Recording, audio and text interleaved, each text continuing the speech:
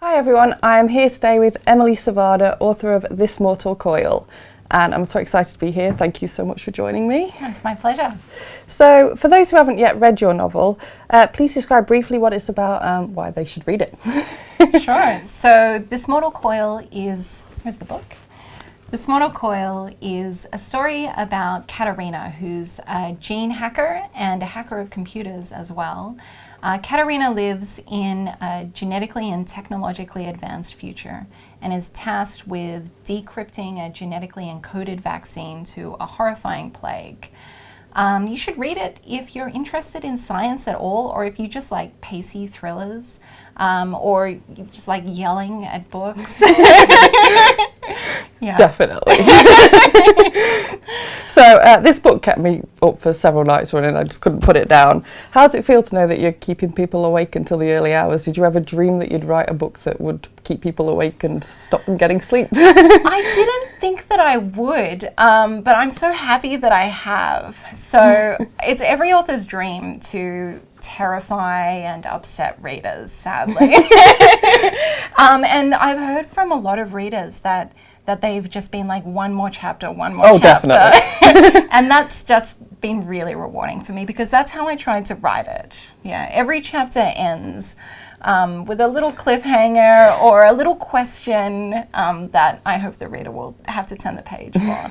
Yeah. Yeah. So what was the last book that actually kept you awake until the early hours of the morning?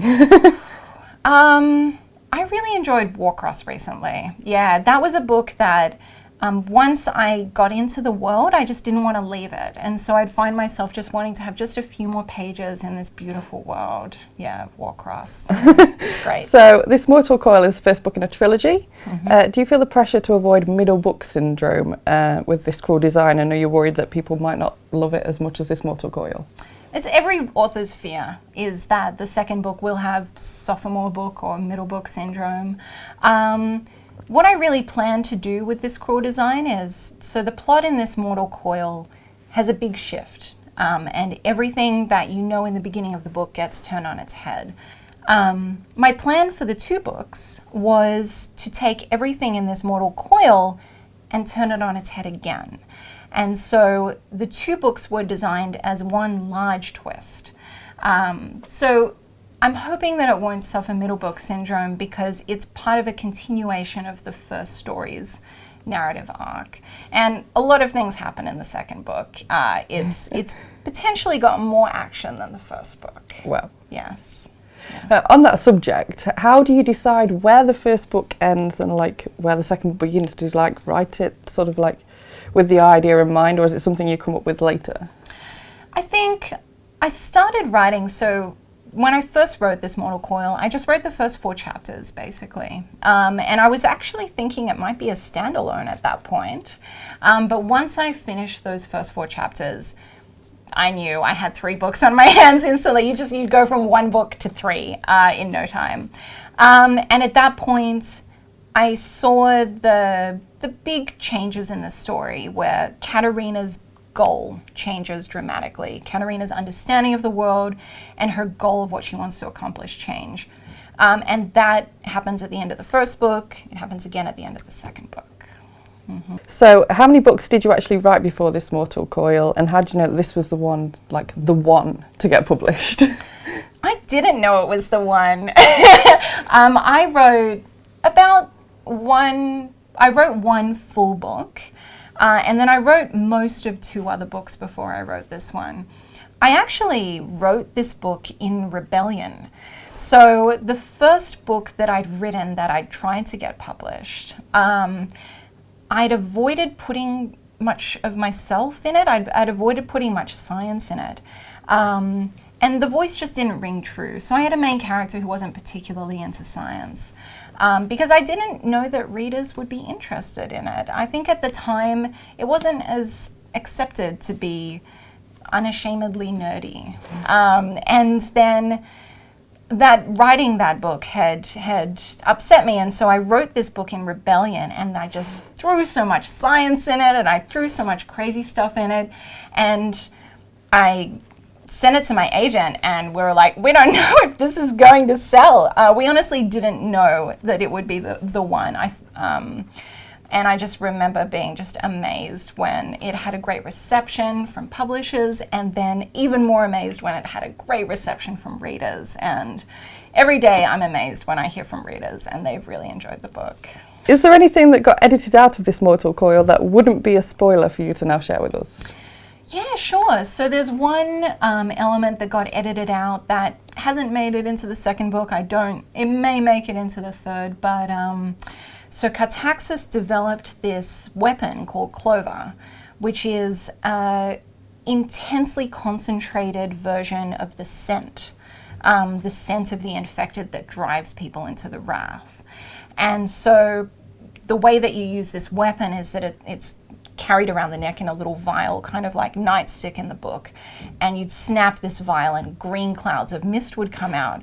And the person who released it will have gone through training so that they won't lose their minds, but everyone around them would lose their minds and start attacking each other in vicious herds. And so that was originally, in the first draft, I had a training scene for Katerina to get used to this weapon, and then a scene in which it was released into a crowd as well. But they got edited out. But I thought they were pretty cool.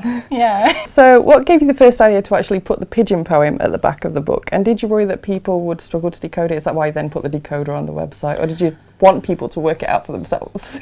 I've still not done it. I always loved puzzles like that in books as a reader, and so I just loved the opportunity to include it. As you know, I loved the idea of Kat finding this poem encoded in the DNA of the pigeons, and my editors were like, "Have you got the poem? Like, does this poem exist?" And so I wrote it, and I went, "Well, I can't just include the poem; it has to be in base pairs." So.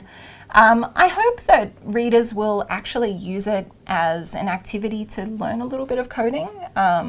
So if anybody's tried JavaScript at all, then there's step-by-step instructions on my website for how to create your own algorithm to decode it. Yeah, it's a stretch puzzle. It's not one that everybody's going to enjoy. So I read about how passionately you feel about getting science fiction more widely read in YA. If you couldn't write a science fiction novel, which genre would you write instead and why? I think if I couldn't write science fiction, I'd write fantasy. Yeah, I have some fantasy ideas, but they all end up reading like science fiction. So you twist it in somewhere. Yeah. So as soon as I create a magic system, I'm like, well, is it run by nanites? Is it electromagnetic? And so I start trying to explain the fantasy in terms of sci-fi. So. Yeah. If you had a panel like the characters in your novel, what sort of specific, unique apps would you want? I'd love to be able to not sleep for at least a week or two. That would be great. That would get so much work done. Get so much reading done. Yeah, that's right. I'd love apps where I could really, really easily digest nutrients and vitamins so that I could always be sure that I was getting the food that I needed. And then, wouldn't everybody like some aesthetic tweaks? I think it would be dangerous because I'm the kind of person who might radically alter themselves and go with like snake scales or something like that. So the temptation would be pretty strong for me, but a few aesthetic tweaks would be a bit of fun. Yeah. I like the sleep one. Yeah. That's my favourite. I hadn't even thought of that. So some readers may read the love interest in the book as a potential love triangle situation. Would you describe it as such? And did you worry that potentially putting a love triangle situation in the book would potentially put people off because people are a bit iffy about love triangles? I never really thought it was that strongly a love triangle. I think it was pretty clearly laid out in the beginning that there was a 2-year gap. And yeah, so I never really viewed it as a love triangle, but I did have fun with it. I mean, I don't think there are many love triangles where the protagonist bites the ear off of one of the love interests. So, yeah. That was gruesome. I ran with it, yeah. Do you think you could have survived in the world with Katerina as things are before Cole actually arrives, or would you have just sort of ran to the bunkers and been like, let me in?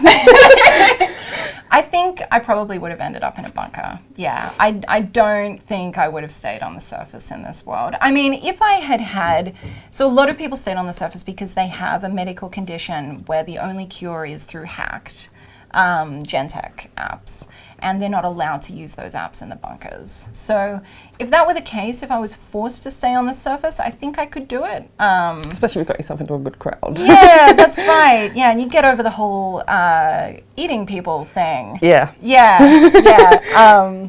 I think I could do it, but it would be a pretty tough lifestyle. Yeah. So I fell head over heels for Cole. I read that you based his character loosely on your husband, and how does he feel about that?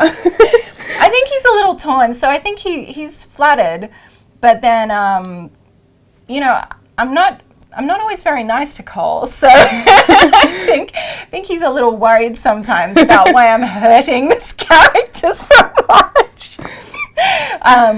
But no, it's Cole's supportiveness and Cole's care and love for Katerina that's really based on my husband. Yeah, Cole he sees the strength in Katerina and sees her abilities and wants her to achieve everything that she can, and that's what's based on my husband. Yeah.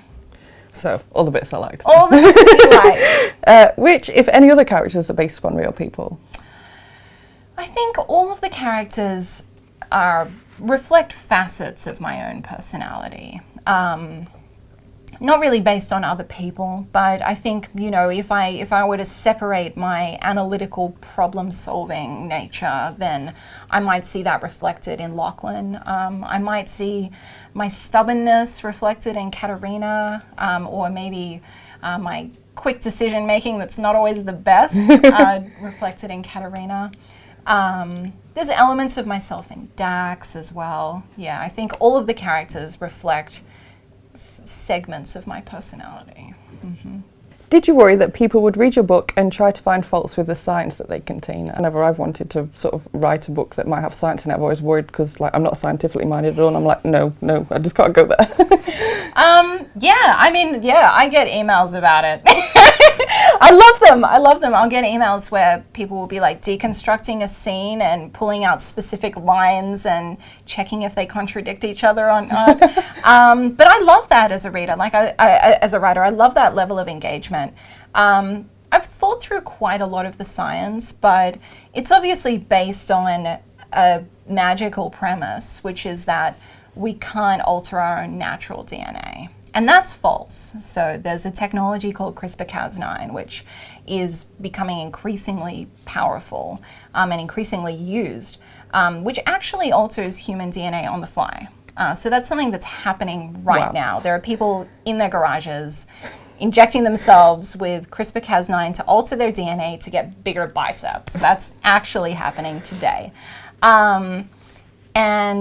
But in order to construct this world properly, I had to come out with this premise that you couldn't alter your natural DNA. And so Gentech is a gene masking device instead. So if you can get past that, and there may be a narrative reason for that we haven't come to yet in the series, but if you can get past that, then I think most of the science works because I made it up. So, yeah. I wouldn't describe, as I said, my mind as being very scientific. How does it make you feel to know that you're bringing science to an audience that perhaps wouldn't otherwise have exposure to it? That's been the most touching thing for me. So I've heard from some readers who have said that they didn't know that they needed this book until they read it. They didn't know that they needed a science-loving female character in a book until they read it. And I've cried when I've got those emails. That's been incredibly touching for me as a writer. It's just really exciting to know that I'm presenting science in the way that I see it. I see science as thrilling and exciting, and I try and look at the world through a scientific lens all the time. And being able to share that passion with readers is just such a privilege and so exciting for me. Yeah. If given the chance for This Mortal Coil to be turned into a movie, would you jump at the chance? And if so, who would you want to play some of the main roles? I refuse to cast it. I would jump at the chance. I think it'd be pretty good on TV I think it well. would work really well in either format, on TV in one way, shape or form. Yeah, that's right. Yeah, I would definitely jump at the chance. Yes. And can you give us any clues for where the story is going to go from here? I know several people, including myself, who just can't wait for the sequel. Is there anything you can give us at all? I'll have to be very careful. So book 2 opens just a few days after book 1. So our characters are pretty banged up at the end of book 1. So first step has been recovering and healing before they go out in search of Lachlan. And what they're going to find is that, you know, the vaccine has been released, but the virus isn't quite as dead as they thought it was. And they're going to have to race to fix this vaccine. And that race is going to take them to a city of gene hackers in the desert called Entropia. So think Burning Man, but with gene hackers. And that's Entropia is a place that I had a lot of fun writing, and Katerina finds some answers in Entropia that she wasn't expecting. Yeah, that's all I'm going to say. It's very vague. I can't wait at all of that. It's still better than nothing because it's such a long wait. Sure. Thank you so much for joining me today. Oh, my if you've pleasure. not yet read this book, you need to read This Mortal Coil. It's probably one of my favourite reads so far of the year. And yeah, I'm sure the sequel will probably end up being my second favourite of the year. Thank you. So thank you so much for joining me, and Thank thank you you. so much to Penguin Random House for inviting me today, and thank you all for watching. Goodbye.